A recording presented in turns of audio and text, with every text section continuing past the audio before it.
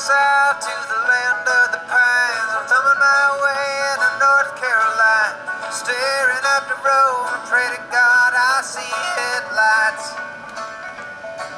I made it down the coast in 17 hours, picking me a bouquet of dogwood flowers, and I'm hoping the rally. Alright, so I figured I'd open up the video on sound and waves with a nice little song there. So anyway, in the equation for adjusting for frequencies due to Doppler effect, there's a variable for velocity of sound, and we want to, what might the equation look like if the air were moving?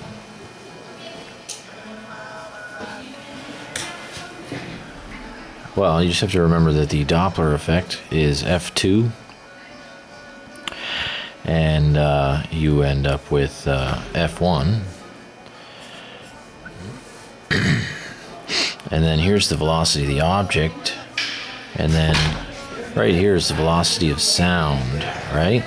And so if the air were moving, you could put the velocity of air essentially right here and add them with vector addition. Okay, and so that might be what the equation ends up looking like. Here, a tuning fork vibrates at a frequency of 230 times in 2 seconds. What is its actual frequency of the sound?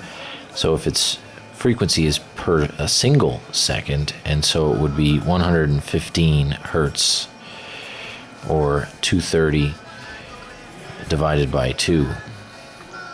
Then the period would be 1 over 115 seconds. Okay, so this is part B, and this is part A. Another tuning fork has a frequency of 1,100 hertz, and its wavelength is 30 centimeters. Oh, down here. Find the velocity of the sound that it makes. Okay, so we know that the velocity is equal to wavelength times frequency, and so we're basically going to multiply wavelength and frequency together, noting that this must be in meters. And so I've got velocity is equal to 0.3, and it's 1100. And so there's my velocity. What is the air temperature? Well, since we know that the velocity is whatever this number is, well, I'll figure it out in a moment. You basically just use the air temperature formula, which is the velocity of sound is equal to 332 plus 0.6 temperature. And you essentially just solve for temperature in that case. Sorry, I was a little off on the camera there.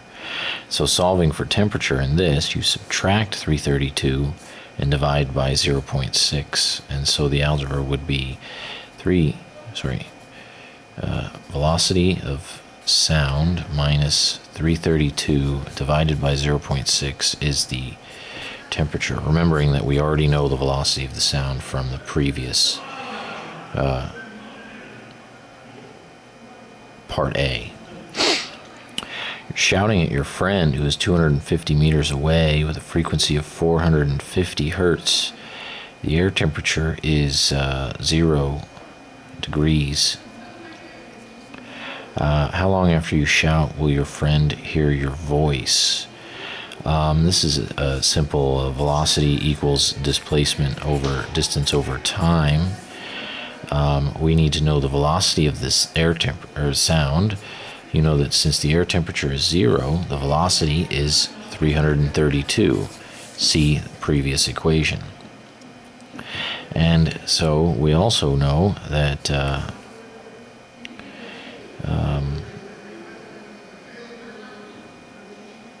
he is 250 meters away, and so if you try and solve for that information, we know that the velocity is 332, he is 250 meters away, and the time could be figured out. And so the time is delta D over V, where this is V and delta D is 250.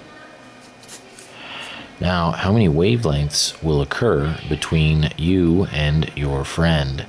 Well, we do know that velocity equals wavelength times frequency. We know that the frequency is 410. We know that the velocity is 332, and so we can solve for wavelength. So solving for wavelength, it is velocity divided by frequency is wavelength. Once we have the wavelength, we have to figure out how many of those wavelengths fit inside 250 meters. Okay? And so, in the end, the number of wavelengths is equal to displacement divided by wavelengths, or the actual wavelength. Okay, and the displacement is 250. The actual wavelength we figure out in this formula here. Okay, what is the wavelength of a sound whose frequency is 1000 hertz and is traveling through water? The speed of sound through water is about 5,250 kilometers per hour. You're going to need to convert 5,250 into meters per second. And so that would be 5,250 divided by 3.6 is 1,458 meters per second. That's the velocity. We do know that the hertz is 1,000, and so again we use the same formula. Velocity is equal to wavelength times frequency, and solving for wavelength we get velocity over frequency is equal to wavelength. Velocity is this, frequency is that. Given the same sound as in number 5, same sound would be the same frequency. What is the wavelength of this sound in air temperature that is -12? Well, again, you use the same formula, but you find that the wavelength is equal to velocity over frequency again, but this time the velocity, instead of being in water, and it's 1,400 something or other, you need to figure out the velocity of a -12 degree air. And so that would be equal to 332 times 0.6 times a -12. Take that sound and put it here. Use this frequency to find that wavelength. Aquaman is 300 meters under the ocean surface and Superman is hovering 300 meters above. If Aquaman makes the sound that was in question 5, so again 1,000 hertz, and the air temperature is the same as that of question 6, how long will it take Superman to hear Aquaman's sound? This is in 2 parts, part 1 and part 2. This question. Essentially, you have to assume that Aquaman makes a particular sound where it's 300 meters and it's moving at a particular velocity. Well, what's the velocity of the sound in water? Well, we know from one of the earlier questions that the velocity of sound in water is 1,458. And so we know that velocity is equal to displacement over time. Oops, let me erase here with Phoebe's eraser. Velocity is equal to displacement over time. And let's see here. It actually needs to go 300 meters. We know that its velocity, we want to figure out the time. So you switch these two. Delta t is equal to delta d over v. This is, I wrote a delta d there instead of a t. And so we know this is the amount of time that it travels inside the water. Okay? Now in part 2, it's the same idea. Velocity is equal to displacement over time. But the velocity of the sound in the air is different. Okay? And the displacement is still the same. And so we still use the same formula. Delta t is equal to something here. Delta t is equal to delta d over v. And now that that's figured out, we just need to figure out the velocity of the sound in 12-degree temperature. Well, you would go up and use this velocity because you already just figured it out. So you would actually take this velocity from the previous question and place it here. You would take 300 and place it there. Once you get both of these times, the length of time that it would take the sound to travel from Aquaman to Superman would be, this is delta time in the air, and this is delta time in the aqua, capital A and small a, plus delta time in the air is the delta t total. You just add them up. How far away is a storm? If you hear thunder 5 seconds, 5 seconds after you see the lightning, the air temperature outside is 25. So again, the velocity is equal to 332 times 0.6 times plus 0.6 times 25. That would be the velocity of the sound.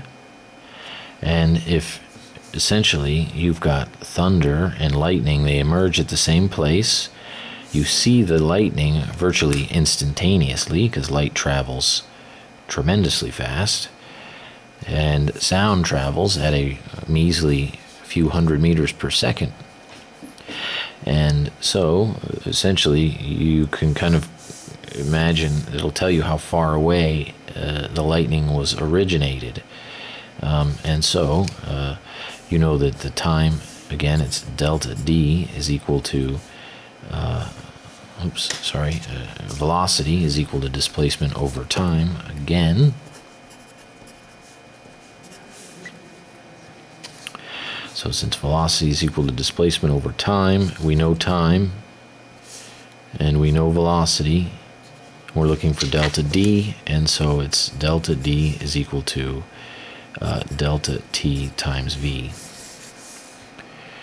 And our velocity is the velocity of sound in that temperature, and the time is seconds. This is how far away the storm is.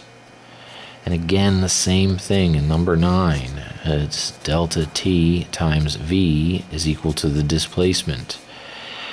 But this is, if you read this question, if you stand at the top of the Grand Canyon, by the way, it's a very nice place to visit, and make a sound, and you hear your echo 3 seconds later, how wide is the Grand Canyon at your location? The temperature is 20 this time.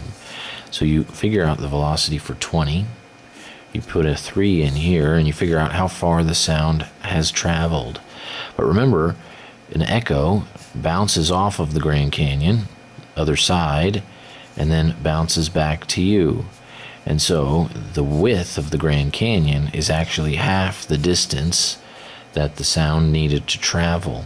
So once you find this distance, you take it and you divide it by 2 to get the width of the Grand Canyon.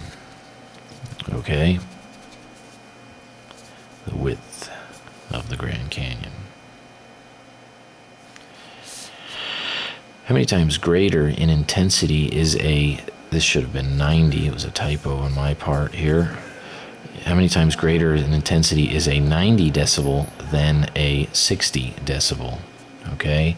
And so there was that formula where basically the difference in the intensities, or the multiple of the intensities, is equal to 10 to the decibel 2 minus decibel 1. And I'll zoom in because I just wrote that real kind of small. There's the formula right there. And so basically you just subtract the decibels. 90 minus 60 over 10 to the 10th. This is, all of this is an exponent. Okay, so it's 10 to the 30 over 10, or 10 to the 3, or 1,000 times.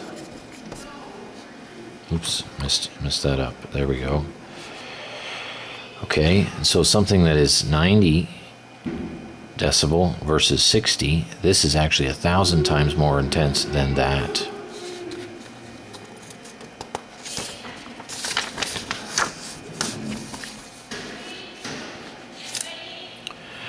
Number 11. At one location in a room, the intensity of sound is going to be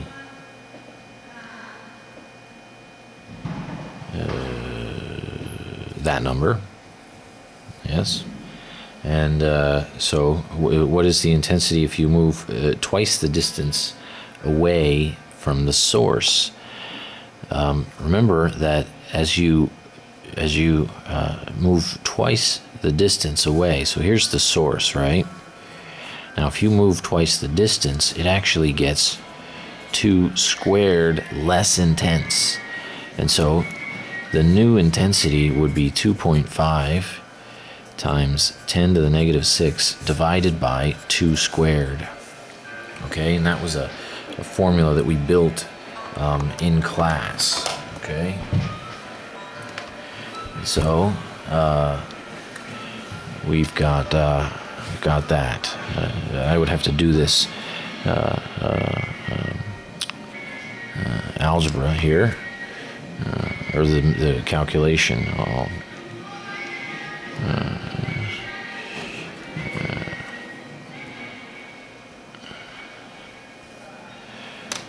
2.5 clear. 2.5 times 10 to the negative 6. And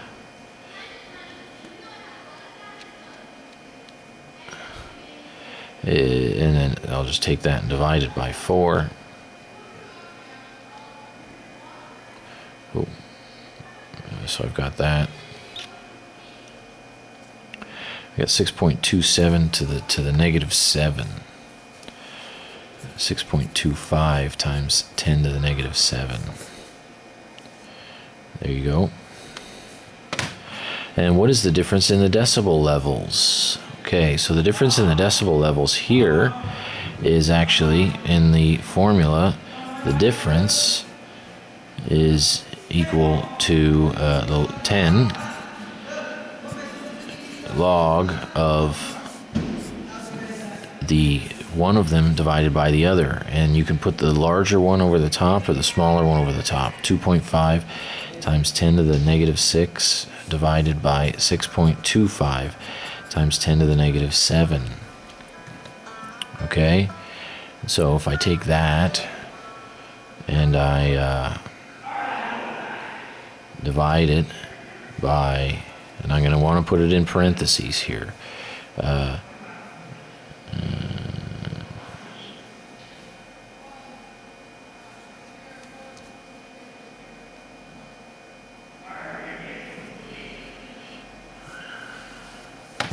see, this is going to be rough. Well, no, I've got a solution here. So we can do 2.5 times 10 power negative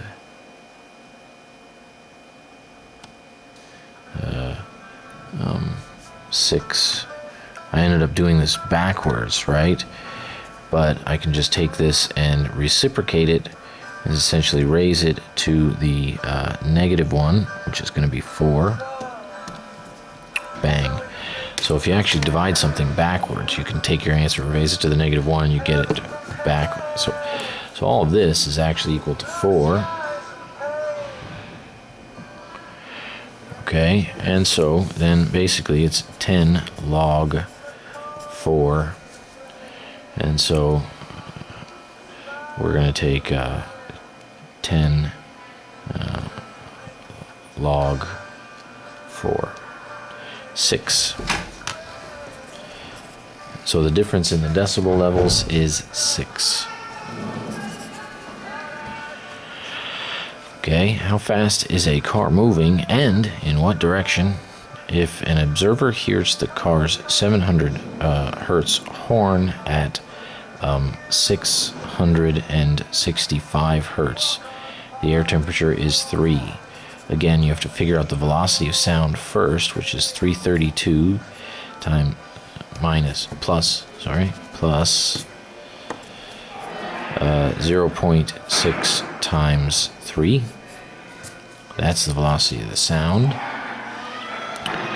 We have frequency 2 is equal to frequency 1 times velocity of sound over velocity of sound plus or minus velocity of object.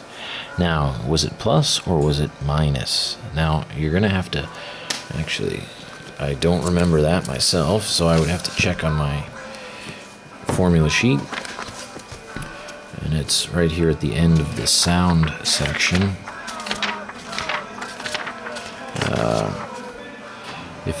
If the object is going away, it is plus. If it's approaching, it's minus. Okay, so how do we know if it's going away?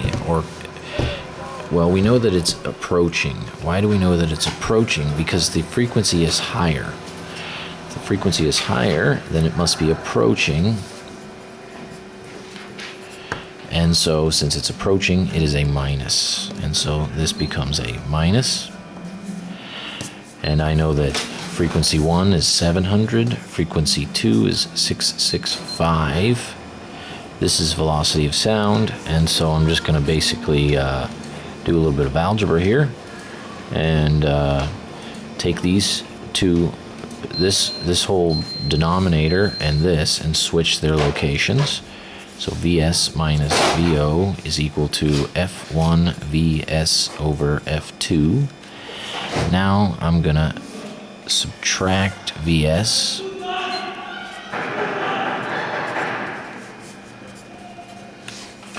minus Vs, negative Vo there. And now, because this is a negative, I'm going to basically make it positive, make this negative, and make that positive. Now this is the velocity of the object. Remembering that the velocity of sound is this value. My first frequency is 700, and my second frequency is 665. Okay, and so there's that. Last question.